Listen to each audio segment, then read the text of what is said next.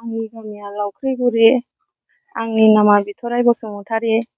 दिनै आंनि फिसायनि हालोदा गारि एक्सिडेन्ट जादों, बेनि थाखाय मददखौ लुबैदों। दिनै रबिबार बारायाव जादों 9:30आव लङा दालाङाव गारि स्कुटिजों जादों। बेनिफ्राय मडेल हस्पिटालाव लाबोबाय, मडेल हस्पिटालाव हायैनि क'क्राझार बेसरगावआव लांबाय, बेसरगावआवबो हायैनि MRM हस्पिटालाव लांबाय, बावबो हायासै।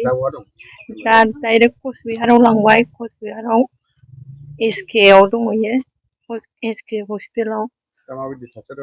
हालोदा बिराद गाज्रि। खस्थ' मोनबाय, न' बां फानजोब्बाय, हा हु फानजोब्बाय, जेबो गैला आंहा राहायानो।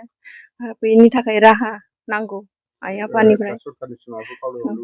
सरखारनि थाखायबो अनसुंथाइ नांगौ। सार रबिरामनि सायाव एसे अनसुंथाइ नांगौ।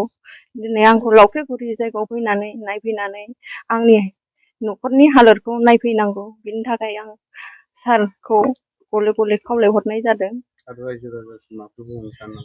रायजो राजायाबो आंनि थाखाय थाइसे थाइनैबाबो एसेबाबो मददखौ होनांगोन। आच्छा, जोङो दा मोनसे दुखुथिया न'खराव दंफैयो। बे न'खरा मैनागुरि ओनसोलनि लावख्रिगुरि।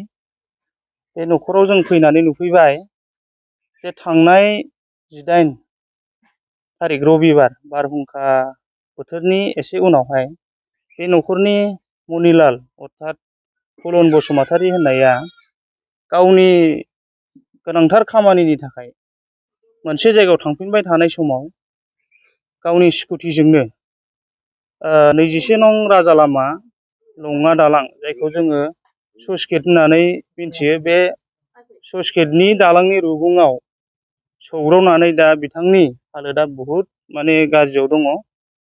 दा न'खरनि सोद्रोमाफ्रा खोन्थानाय बायदिबा आरो जोङो फटक एबा फुटेजफ्राव नायनानै जों मोननाय मथेब्ला बिथांनि मोखांनि गासै खाफालनि जे बेगेंनि बाहागो, बे बाहागोआ गासिबो बायथ'जोबनानै दं। दा बिथाङा कचबिहारनि PK साहा होननाय हस्पिटालाव फाहामथाय लागासिनो दं आरो बिथाङा थैनायजों जुजिगासिनो दं।